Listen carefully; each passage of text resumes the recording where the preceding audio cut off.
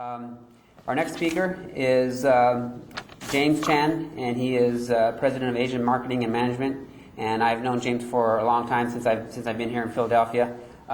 He is a DEC member, District Export Council, and that is a nonprofit volunteer organization of trade professionals and CEOs who help promote trade and also advise companies and provide trade education to local businesses. So we work together, and James has been with the DEC ever since I've known him. I've been in Philadelphia for 5 years. So just real quickly on James's bio, he is a president of Asian Marketing and Management, a Philadelphia-based consultancy specializing in coaching U.S. companies and mentoring their executives and technical professionals on exporting American-made products and services to China and Asia. Since he founded his practice in 1983, James has consulted with more than 100 manufacturers, U.S. manufacturers, technology firms, service organizations.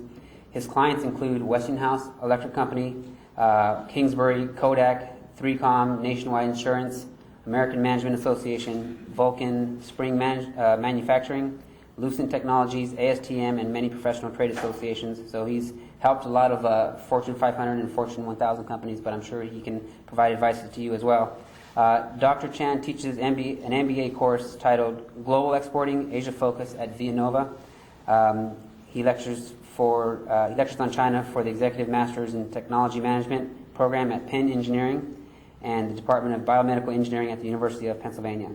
He is also a member of the DEC. Also, he's an experienced animated public speaker, as you will see soon. And he speaks Mandarin Chinese and Cantonese dialect. James is also the author of the 60-minute DVD, Secrets of Business Success in China. And he also authored The Spare Room Tycoon, which we'll be talking about. But James puts in a lot of miles. I actually seen him at an airport a couple months ago when I was taking a trip. He was on his way to Asia with his clients. So he's an international guy, and I just wanted to give him a warm welcome.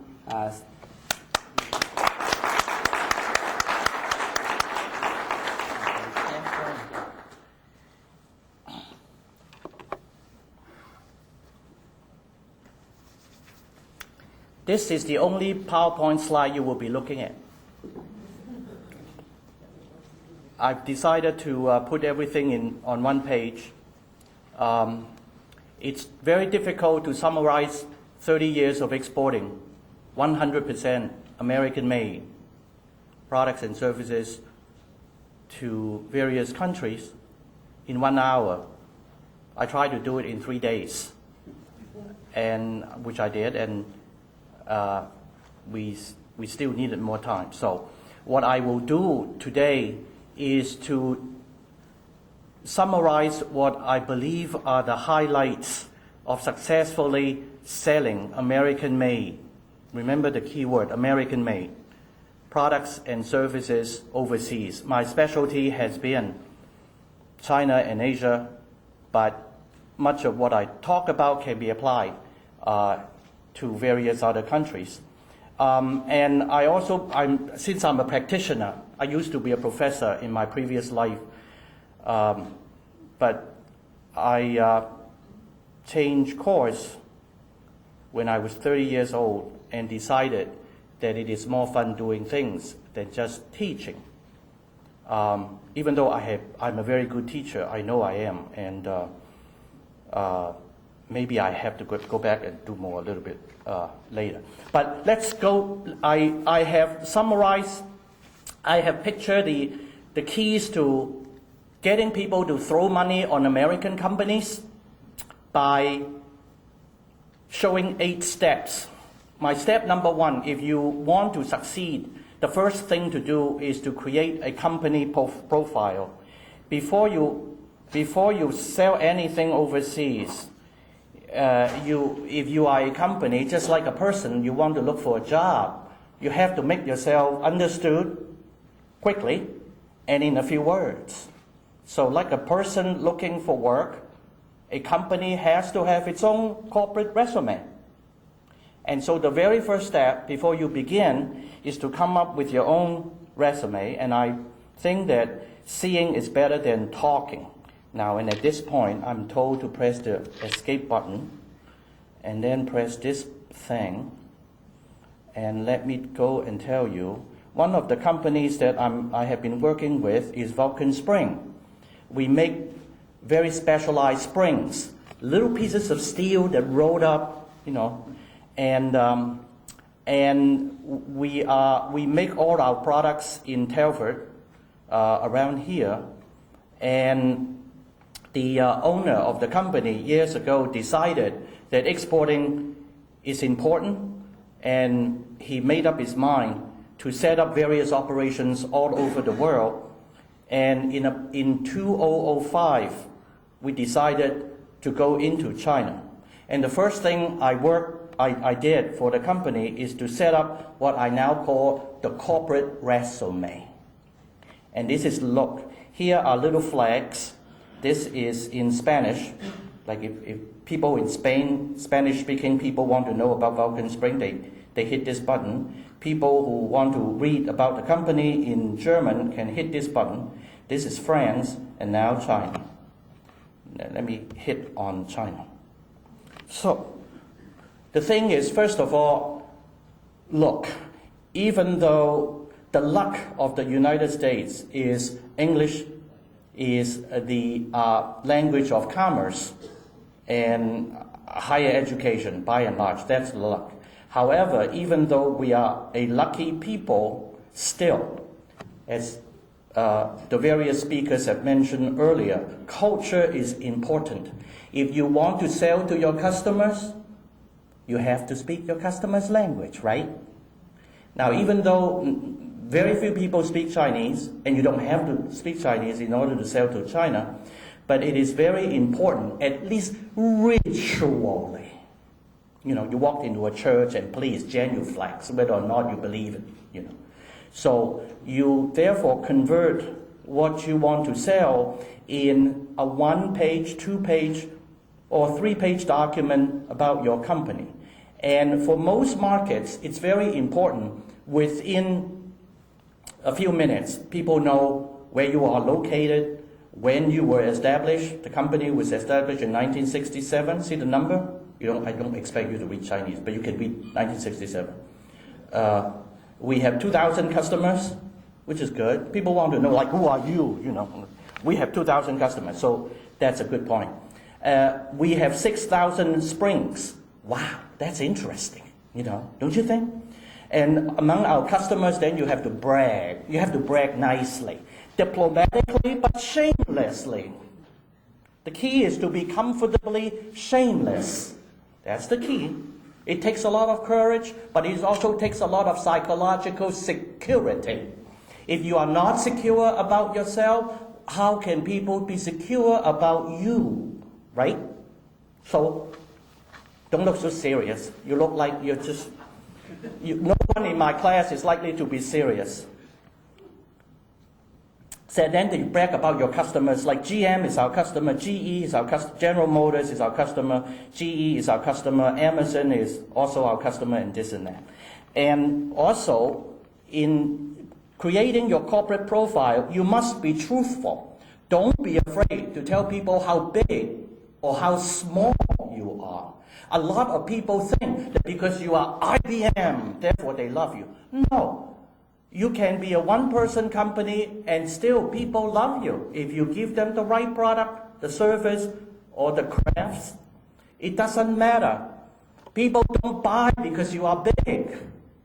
People buy from you because you have something they need. Whether or not it's your ability to read signature. That's a service you can sell. And if you are a good palm reader, I will be your agent. You have 1 billion people to sell palm reading to. I'm just making it up, but it works. So we therefore tell people we are a small company. Vulcan Spring 公司是一家私人企业. We are a small, privately held enterprise. And we are 2 hours away from New York City and from Philadelphia.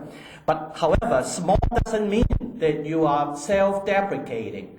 You still have to brag. Remember I just said shameless but comfortable. Somebody has to ask somebody to dance, you see. So you have to say, well, you know, even though we make little springs that don't look very threatening, you know, we're not making rockets. However, our springs are used, here's the line, our springs are used in the robots that travel on the planet Mars, because our springs can open the solar panels in order to take the energy so that we can run. You see, when you sell, you have to bedazzle people. You have to have theater. You need drama, because much of sales is the emotion. If you don't get to people's emotion, you can't get into their body. Don't quote me. And then, of course, and you keep bragging, but be truthful. You tell people that your springs can be applied in a wide range of industries, including household electronics, toys. You can in point of purchase or point of display products, in electrical motors, all kinds of things. So this is what you do. The next thing is you must tell people what is the size of your company if you are a manufacturer. Particularly people in Asia, whether they are Japan, Korea, China, they want to know how big is your factory. They always want to know how big are you. I said, I'm only one person. So you tell them our factory area is 5,600 square meters. And of course, the very last thing you need to tell people is who are the people who are in charge. So you must have your name, the name of the owner, the CEO, the vice presidents, and of course, I always get my name everywhere, you know. Yeah. And then after that, as part of your corporate resume, you make sure that some of the key words of your products, like we sell a type of springs, which we call constant force springs, and you put in a picture.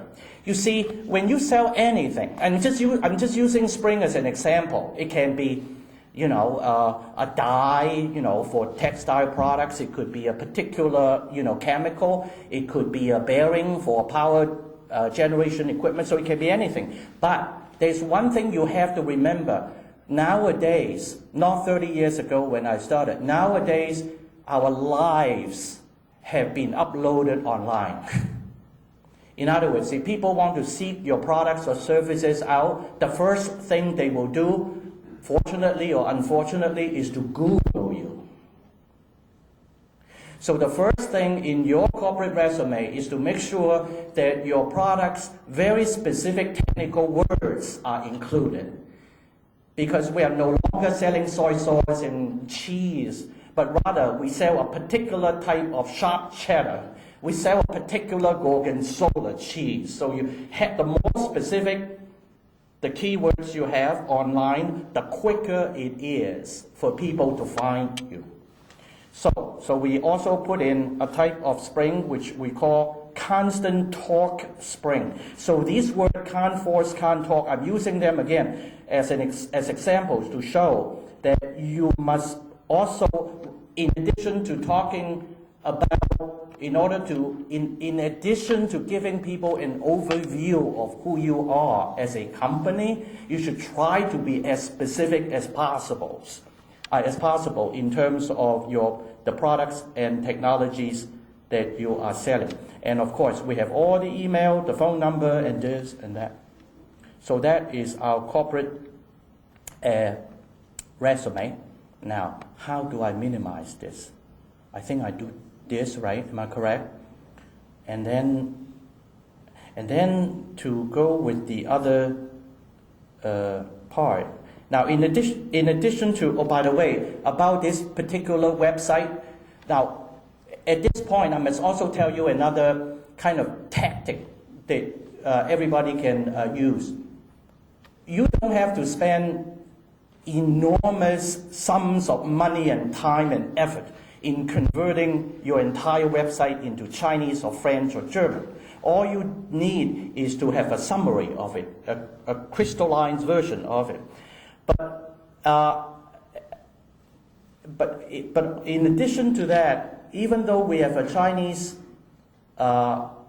short corporate profile for the company, we also ask our China representative in China to create a Chinese website that sits on Chinese server.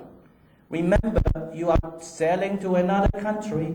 You are no longer in America. When you are in China, you know, China, information in China is a government monopoly.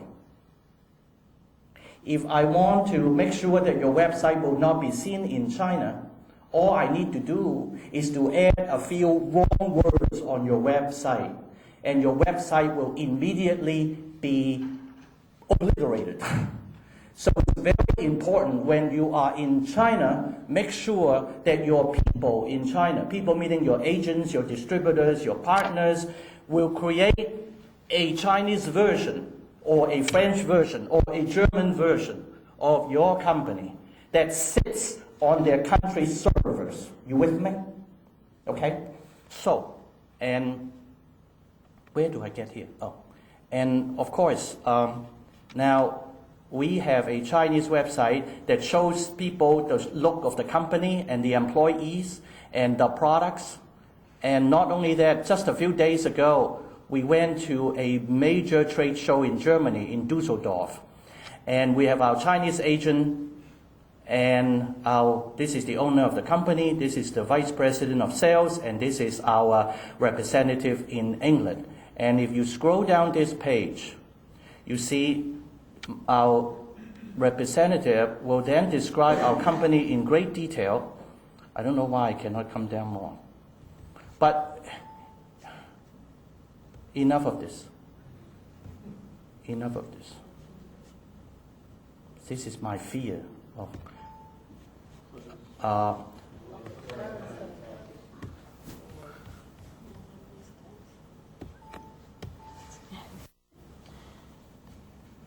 one time, my printer gave me so much problem, I was on the floor squirming. And it reminds me of that emotion. Yeah, I squirm easily. Now, I want to go back to this one. Okay. Now, any question with the company website? By the way, just to tell you one thing, the website that we have created for this particular company, our website is the most read, or is most read. How should I put it this way? We are read by many countries on earth, but among all countries, the people who look up our website the most are the Chinese. But of course, there are 1 billion people in China. No, come. I think you want to maximize. Yeah, that's it. You got it. That's it. That's it. Okay, good. All right. It's not enough, of course, having a company profile is just the first step. It's kind of like who the hell are you factor, and we have satisfied it. Question? I just had a quick question Yep. regarding the translating of the website. Right. Should you always have someone who can speak the language actually put together the website? Because I know a lot of people may feel, you can put it into an online translator, but there's a lot of dangers that can happen once you do that in terms of just things not translating properly or communicating something you don't want to. Should you hire professionals to do that?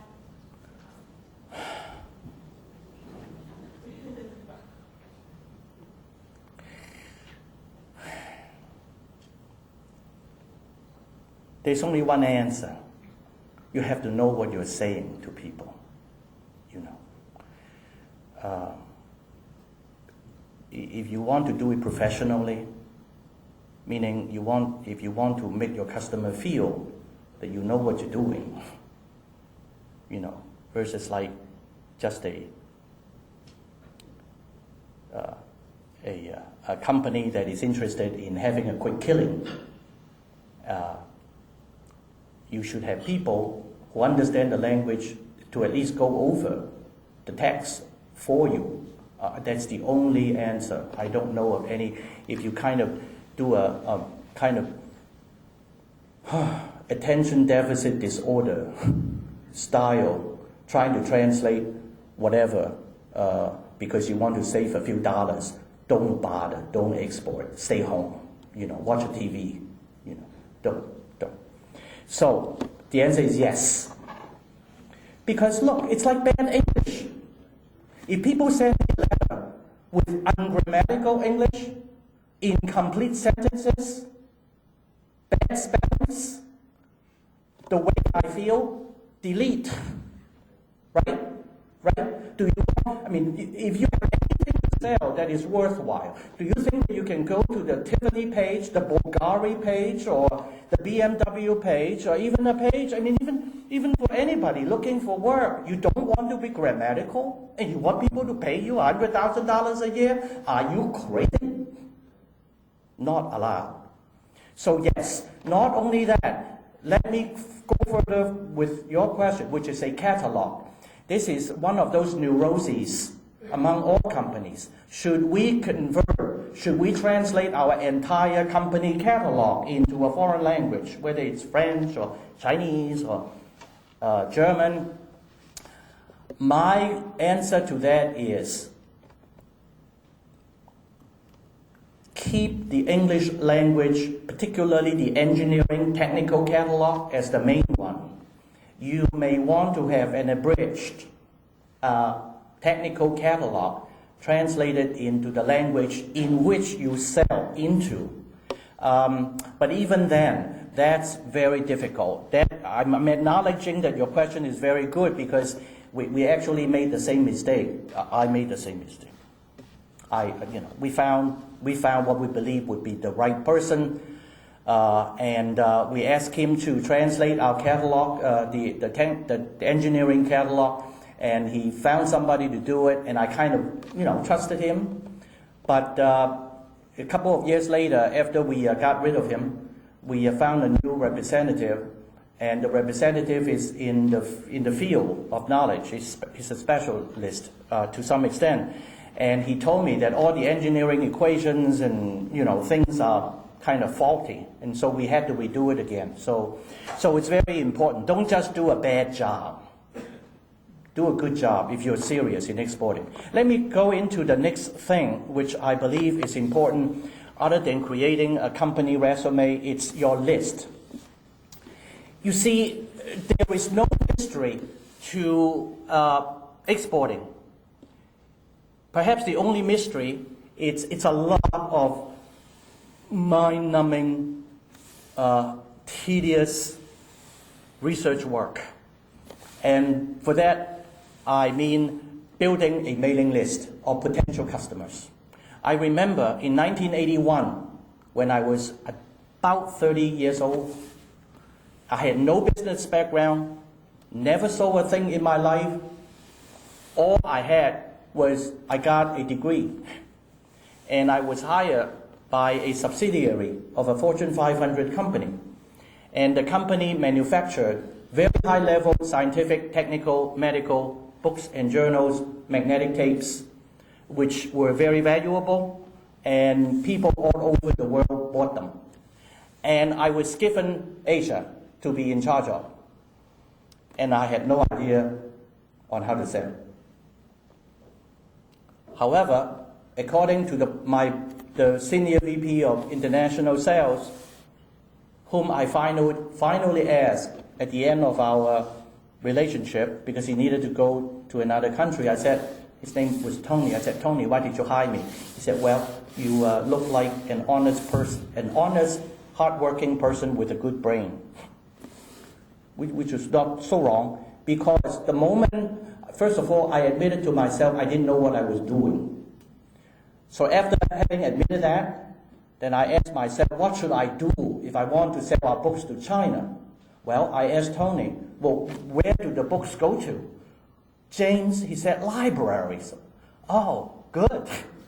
Then what I did was I knew how to do research, so I went to Chinese books, directories of Chinese libraries, and I found one that had a listing of all 3,000 libraries in China. Here's the beginning of the fun part. So I read through every single page of that directory, And because my degree was in geography, I kind of know which province is wealthier, which cities are more important, has more universities, have more prestigious universities. And so I went through a list of 3,000 libraries, and I boiled the list down to 500 libraries.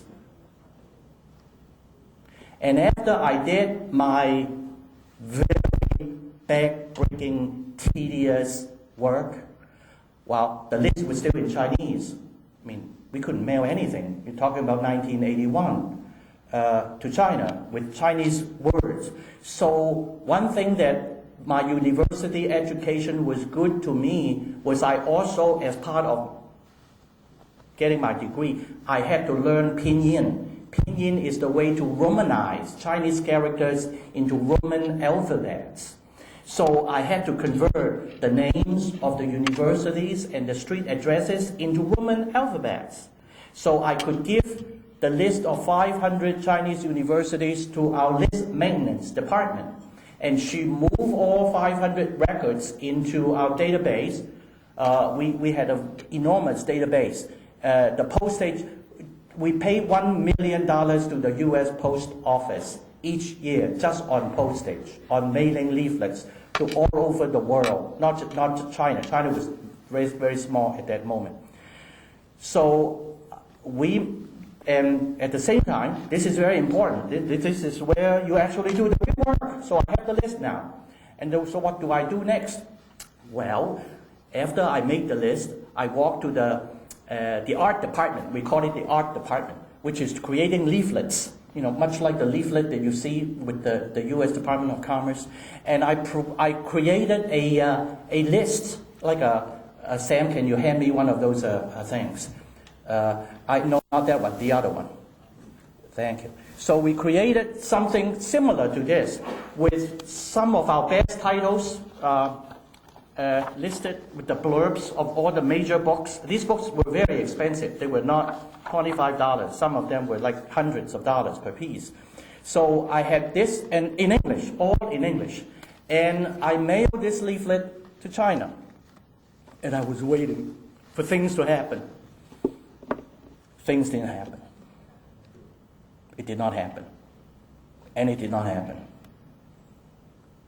And you know, when you work at an American company, a Fortune 500 company, with a good salary, and for months you did not generate a penny of business, that's pretty scary. Wouldn't you say?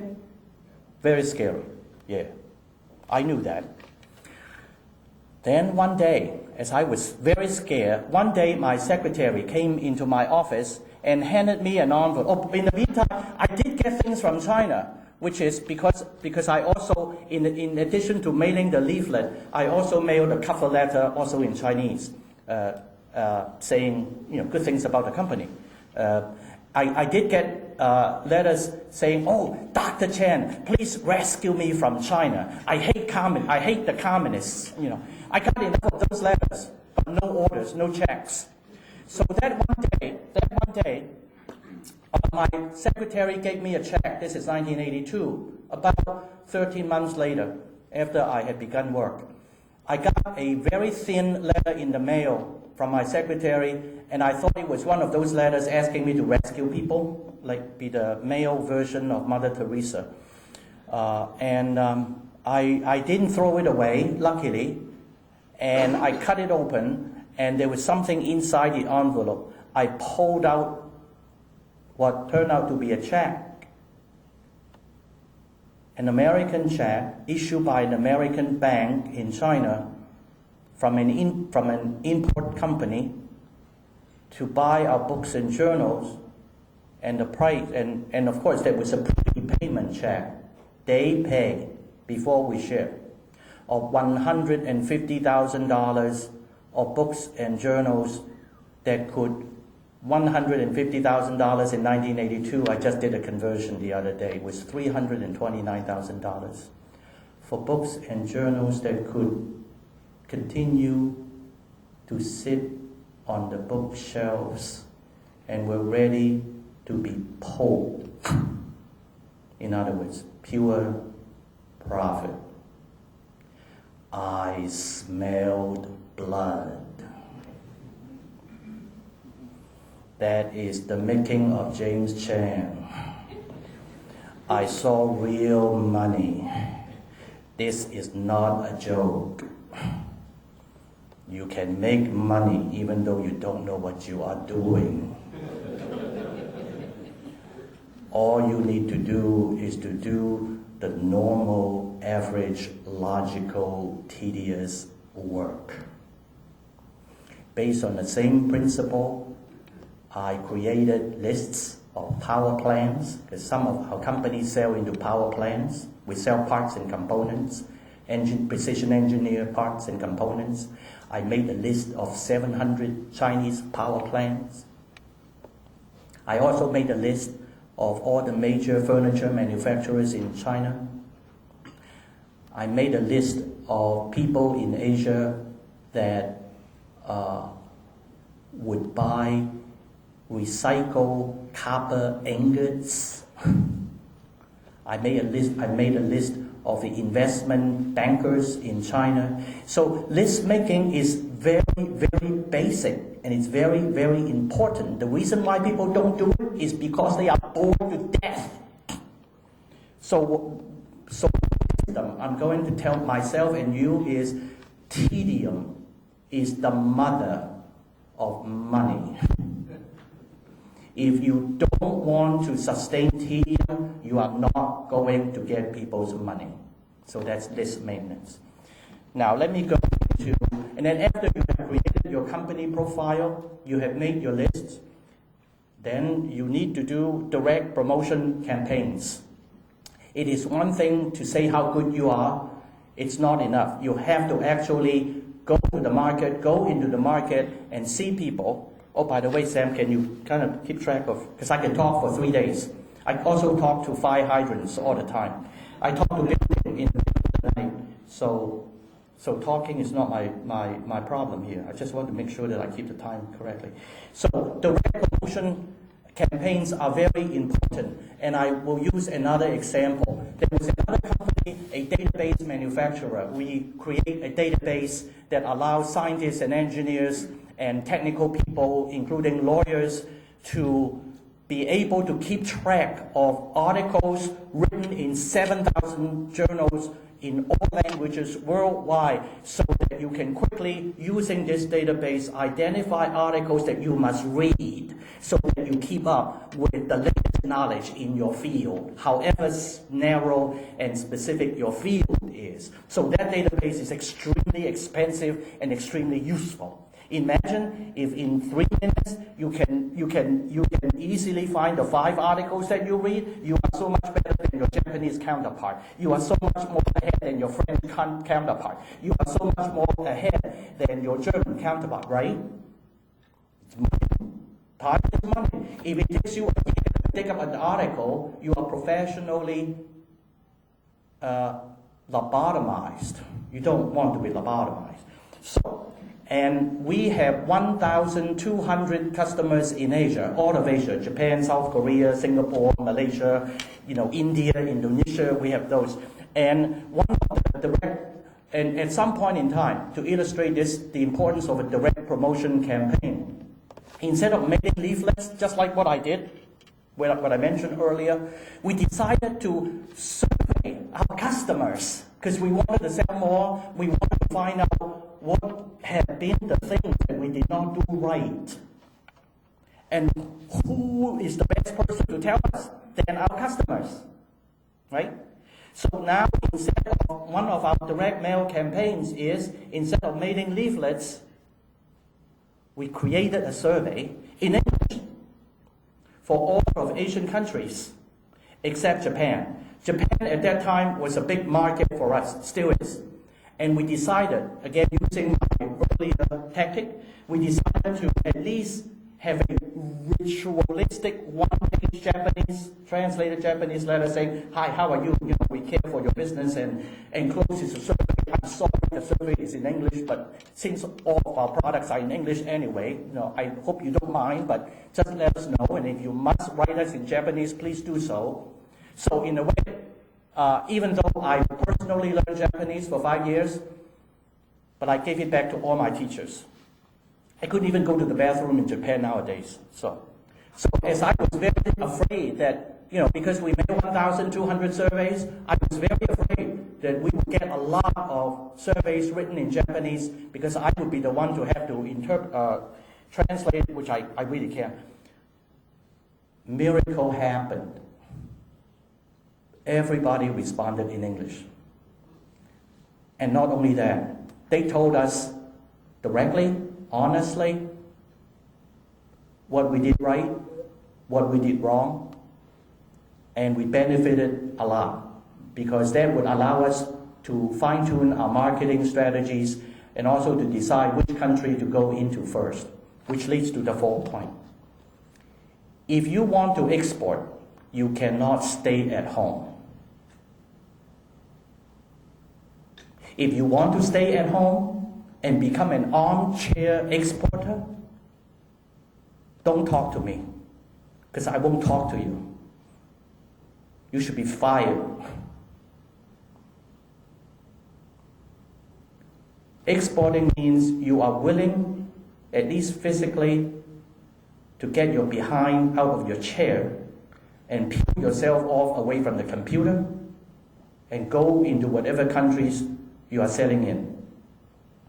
There is no substitute to traveling.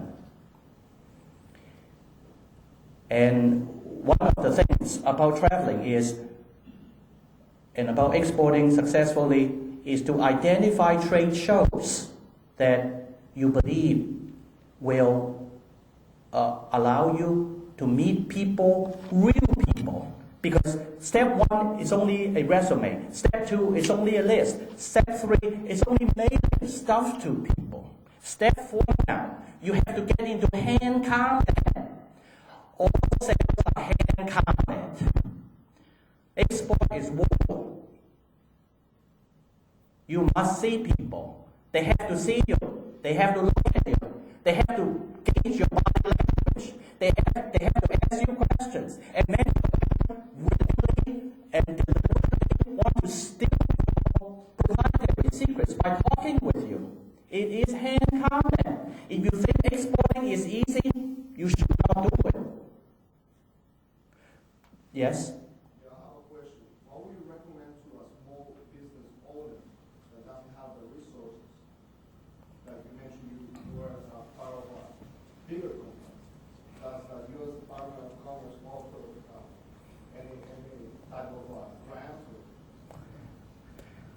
Because I understand what you're saying, that it would be ideal to go to a country, but if you don't have the resources. The greatest resource is in your belly. It's the fire in your belly. The greatest resource is here also. In addition to your tummy, it's here in your heart. If you have fire in your belly, passion in your heart, you will find the money. And I'm going to answer you just at this point because I'm going to talk about government resources. So the thing is, remember what I've just said, all sales have an emotional component. People need to know if you are for real. They have to ask you very specific questions about your products before they write you a check for $150,000. They need to see you. And so, to give you a very specific example that goes with steps 1, 2, and 3. Remember the trade show that just happened a few days ago, the one that we sent our agent to? Well, the thing is that before we went to Germany, we had noticed that there were 178 Asian manufacturers who would pay a major sum of money to have trade show booths in Düsseldorf, in that gigantic, it's the Euro shop. It costs you $20,000 just to buy a booth. And we discovered that there were 178 manufacturers from Asia, all over Asia, that would assemble there. They had a bulb. Instead of trying to spend 5 minutes picking up, we would go and meet all 178 Asian manufacturers who would buy our spring products, right? This is one way of making use of a trade show. While you go to anytime you go overseas to a trade show, by the way, lots of people have trade shows, so you better spend time, weeks or months, deciphering which trade show is the one that is worth going to, or else you will be spending a lot of money and time. Every trip that we take is going to take at least $20,000 US. That's the average money that you need to spend. Now, at the time of going to, in addition to going for a trade show, I would recommend that you make use of the same occasion for traveling to meet potential agents and distributors. And one good way of finding potential agents and distributors is to make use of U.S. government services. And one of those services is called the Gold Key, which Sam Serrato talked about. I know, and I'm going to be very honest with myself first. I'm the owner of my company. Nobody fires me because I own myself. I know you, small and mid-sized companies. I know your mind. I know sometimes you feel that the U.S. government services are not useful. Let me tell you one thing. I don't care how you think. If you don't know anything in any market, at least government services will be the first step. It is a springboard. People blame the government for work that they do not do themselves. Let me be very specific. You go to Tony Sabello, you go to Sam Serrato, you say, oh, I want agents in France. Okay, they say, give me $1,000 and I'll arrange for 5 potential agents in Paris for you to meet. And then you assume that these people will then suddenly, magically, find you the 5 persons. You know, like finding the Loch Ness Monster. You know, legend has it that you have to have 12 virgins in order to see the Loch Ness Monster. You know, but you can't rely on the U.S. government to find you the virgins. You have to find it yourself. I do Gold-Key from time to time, and what I do is once I sign up with the U.S. Department of Commerce to do Gold-Key service, I no just rely on the U.S. government to talk to their staffs in those respective countries in which we want the agents.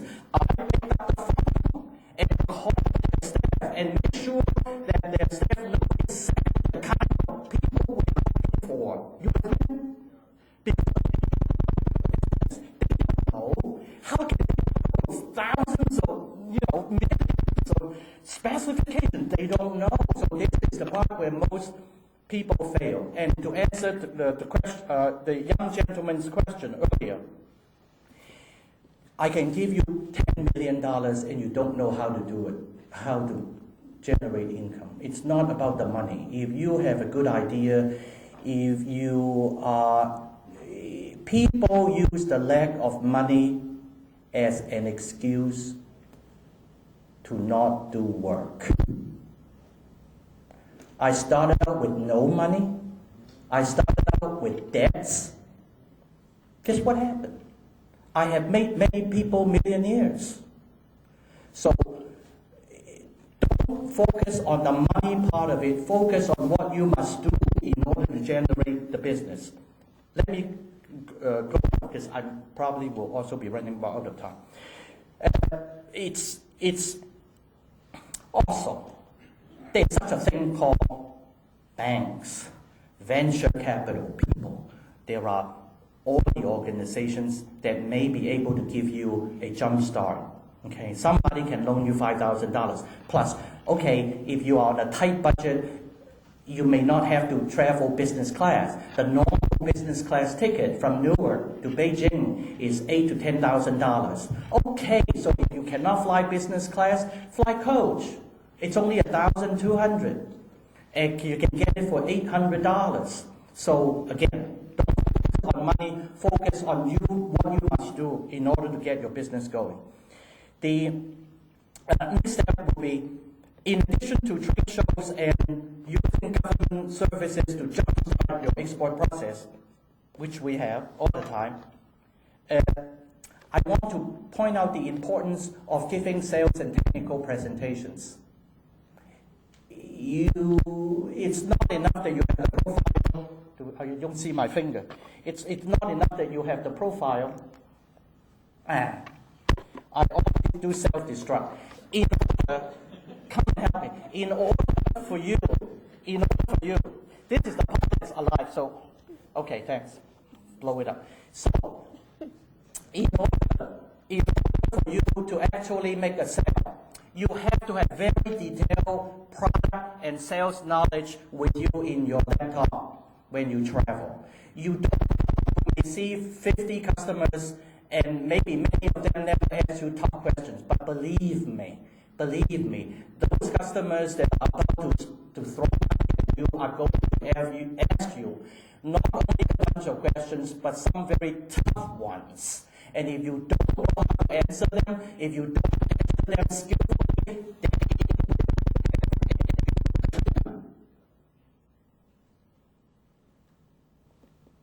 let me go on. So, giving a technical and sales seminar requires not just heavy-duty preparation, but also skill. Skill, on the one hand, you want to be truthful with people. Because, let's face it, people lie. People lie. They lie through their teeth, and some people think that by lying, you actually, belly up, belch up everything you know. And people who lie also can tell whether or not you are lying. Okay? So that if you are willing to have the courage to tell the truth about what your product can or cannot do, people appreciate it. People can tell, oh, I see, he's not another shyster. He's for real. They respect you more. And then later on, I have something important to say about the word respect. And then also at the same time, while on the one hand I want you to be truthful, I'm not telling you have to be dumb. You don't have to be dumb. Very often when we go to sales presentations, we have 25 engineers in the room. Everyone involved have been pirating our products. Anything you sell, particularly China, if you sell your spouse to China, they will copy your spouse and ship you back 5 containers. Yeah, right away. And also, someone talking about having a manufacturing company in China, well, that's fine if you know what you're doing, but then think about the real possibility, and I experience this every day. Okay, all right, to be very specific. There is a European company that is a world leader in the making of a particular machinery in the wood industry. And for years, nobody in Europe was buying that machinery. And so the company had been laying off employees in Europe. But then China started to grow and needed the machinery. So that company deployed a vice president to go to China, to set up a factory, to make the machinery. I know it because I saw the man, we had conversations, and he started hiring hundreds and hundreds and hundreds of Chinese employees. So it was good. They were making money. Oh yeah, they were making so much money, they were just very happy, more than happy. But something happened in just a few days. In fact, by the way, I just returned from China a few days ago. I'm still in jet lag. But one of the things that I heard, because one of our customers is a pirate of this company that makes the machinery in China. And then I asked our agent, how can they pirate this guy's technology? He said, well, when you hire employees in China, some of them will go into work, they take the camera, they photograph the drawings, the engineering drawings, and they photograph the machinery, they videotape the entire operation, right? And then they will sell it. Some people will buy, and then they will sell it to the competitors of this machinery manufacturer. So it's, I sound and look like I'm digressing. I am not. I'm not.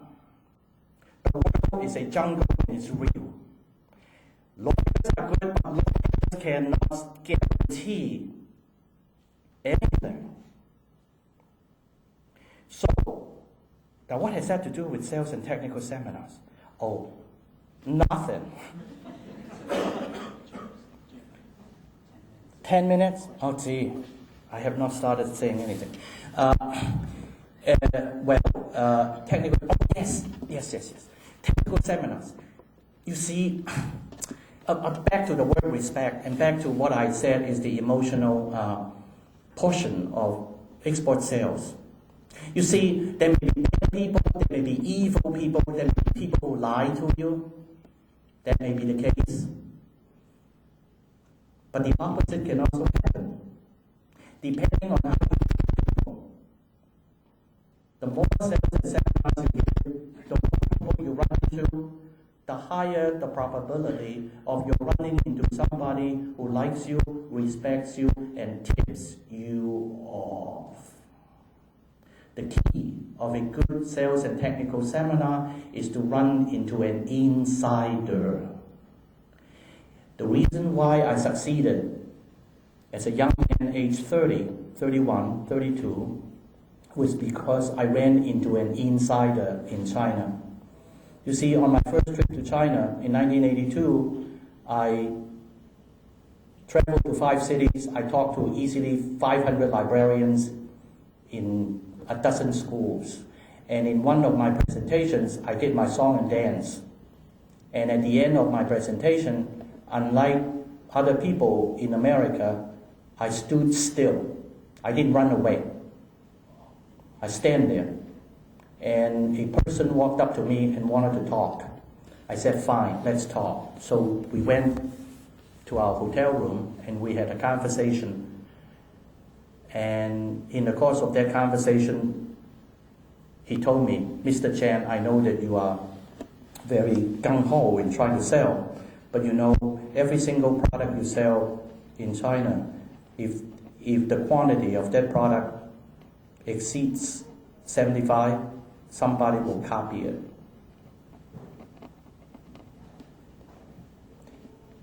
So, of course, I didn't like to hear that number. 75 is not a lot. I was thinking that it could be 1 million, 1 million units. But no, 75. I said, okay. Even though that was bad news on the surface, it actually was a good news to me because now I knew what to sell. Instead of selling a few books, a few journals, a few magnetic tapes, I said, all right, if 75 is the top, I'm going to sell 700 products.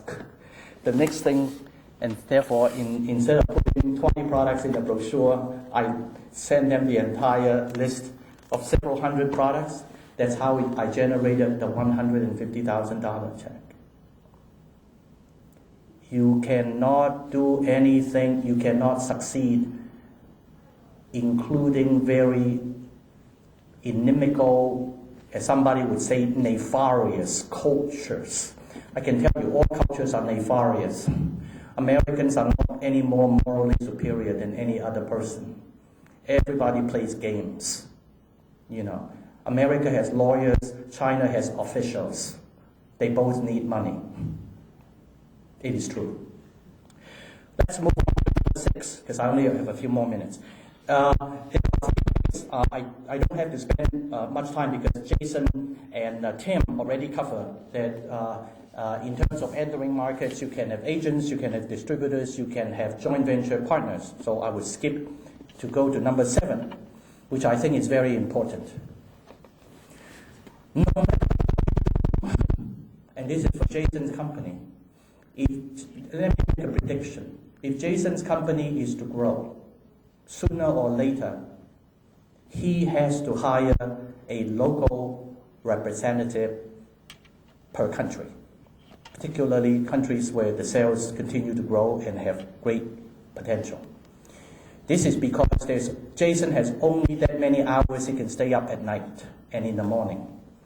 You see, much of what I do is to pick up the phone and scream at the Chinese. And my doctor has told me that my blood pressure goes up whenever I call China.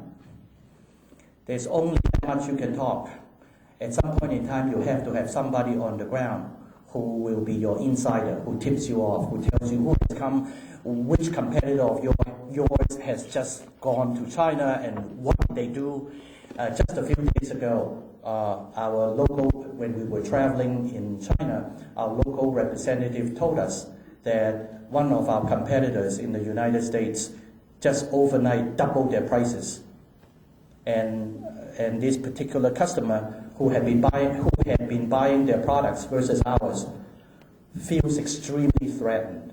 So to us, that is an opportunity.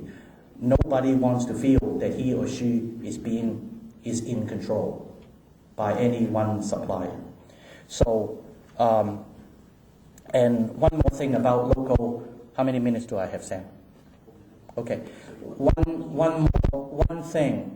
I worked with a local representative for 17 years, and in one of our conversations, he revealed to me the secret of having a reliable, trusting, mutually workable relationship.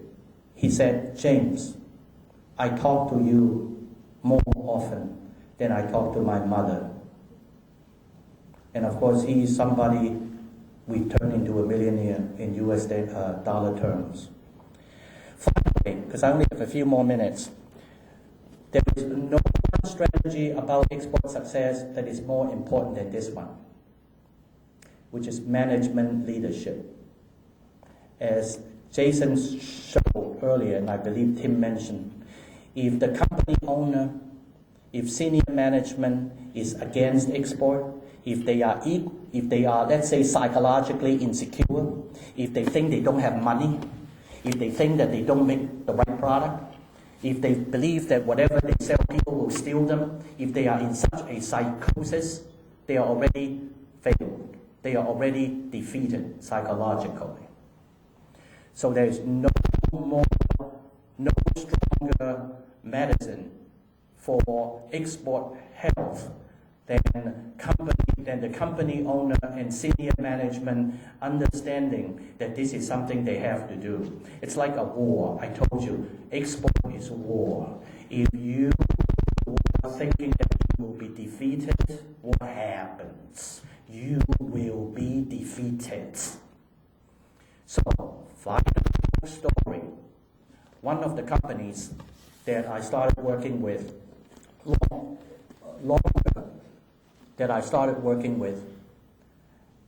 and our relationship is older than some of you in the room. When I first met the president of that company, he told me, James, we want to go into China, and we are willing to put in 15 years to develop the market.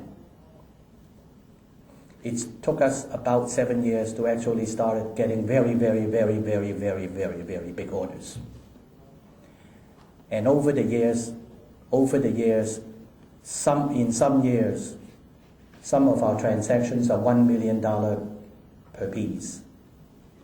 And we make $6 million from one customer alone. So it's like anything in life. If you want wham, bang, thank you, ma'am, stay home. If you are willing and able to stay in the market for the long haul, chances are you will learn enough to know how to sell, despite the fact that every single second people are trying to steal your technology, people are trying to steal your market share. It doesn't matter. I can continue to talk till the end of time, but I think I've gotten my point across. So exporting is not easy, but we have made money, and so can you. Thank you.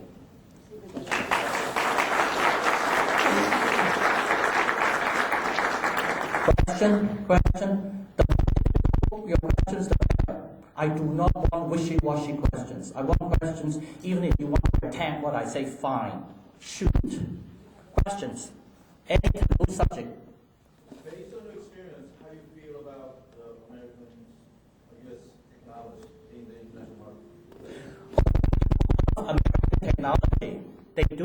They just don't want to tell you.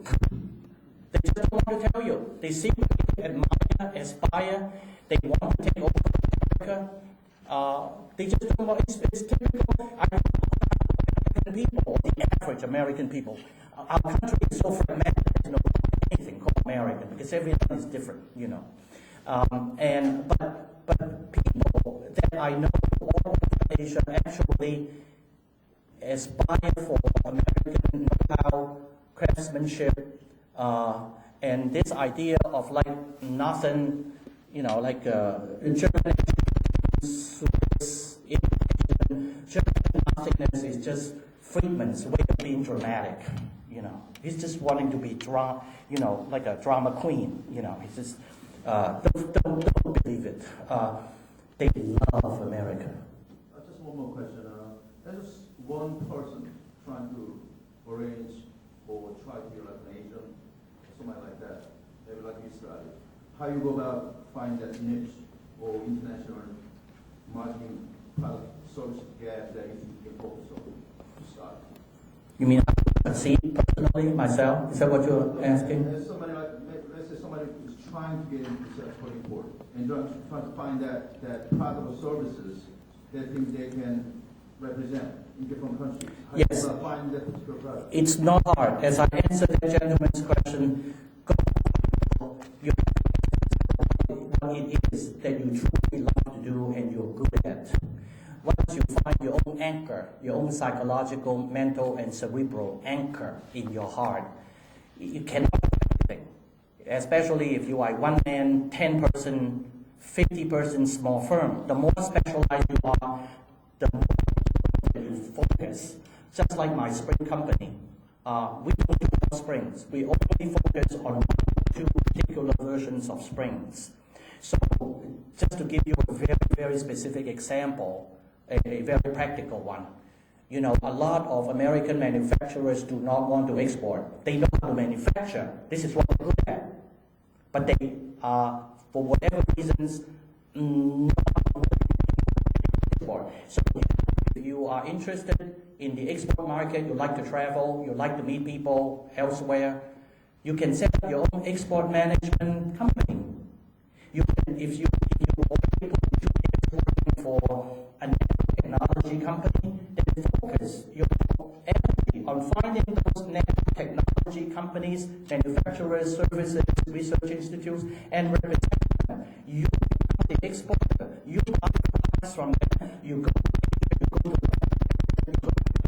people that become millionaires doing that, running export management company. And back to the question, you can be the owner of an export management company with zero money. That's how I started. Have I beaten your idea to death? It's not about the money. It's about your life. What do you do? You can't do a job. It's not a job. It's your fate. It's your life. And the more you do it that way, you succeed. You are persuasive. That's what you see. Yeah, I just want to thank you for sharing your all those experiences, and I think I learned quite a bit today, and I'm so glad I came here to participate and meet all the people that share their experiences. Yeah. It's all questions you have? No difficult ones? I want some difficult questions. Just on that last point, if you decided, if you did start your own export management company and you went overseas to Right. sell whatever you have that passion for, let's say in Europe, what about the visa requirement? Like, what about how do you get the country to let you stay there? Visa problems? There are no problems at all. No? No. There are ghosts in your heart when in fact there is no ghost. Don't. That's just something that you call up in order to scare yourself. No. You can always get a visa to anywhere. No. Yeah, no. Can I make I make a clarification on that? You must make sure that there is such political relationship between the countries that you want to export and the United States. For example, if you have a passion and love to trade with Iran, I'm sorry, you cannot do it. Wow. It won't work.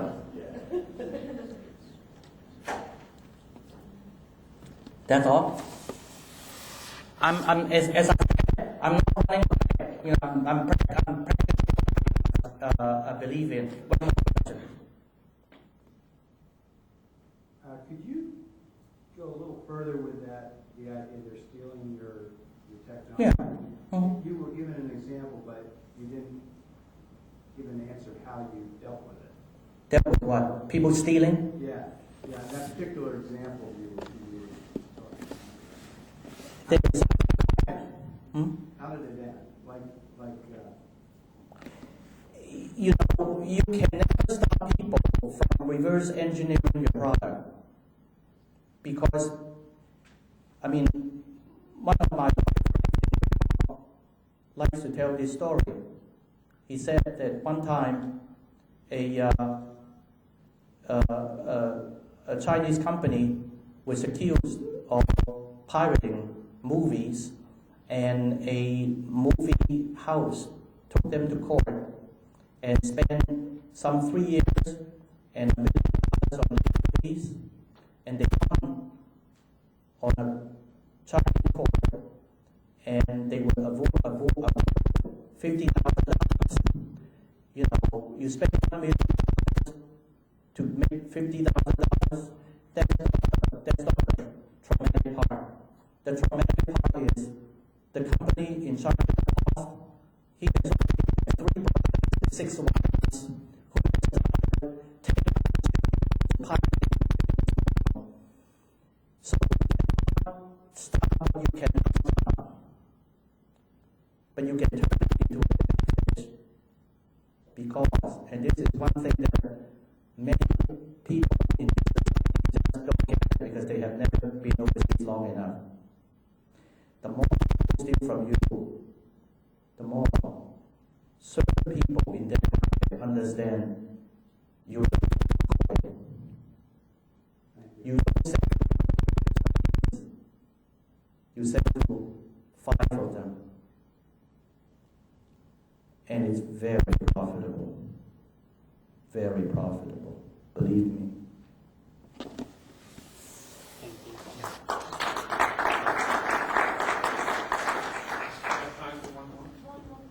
One more question? Yeah. Okay. My Okay. question has to do with Yeah. selecting markets. One of the things that I face is senior management says, sell everywhere, right away. And the reality is you can only pick your spots in multiple countries and markets. Right. Is there a reasonable way to start that process? Yes. Several ideas come to mind. First of all, you know, if you are a company with a niche product, service, know-how, craftsmanship, you must have attracted a lot of faxes, mail, emails, phone calls, unsolicited things, and so they tend to come and they classify them by country, because or including particularly information, and especially if the Chinese unsolicitedly want to see you, you must have something they need. So gauge based on where you get, which country gives you the more responses. And also a very good indicator is if out of the blue a lot of people want to represent you as agents or distributors, that gives you some idea. And another indication of your of knowing which right market is you are already selling your products or services without promoting. Like what is coming in, $20,000, $50,000 out of the blue, that should be a market to cultivate. I agree with you. Management is just, sometimes management also is distracted. Management,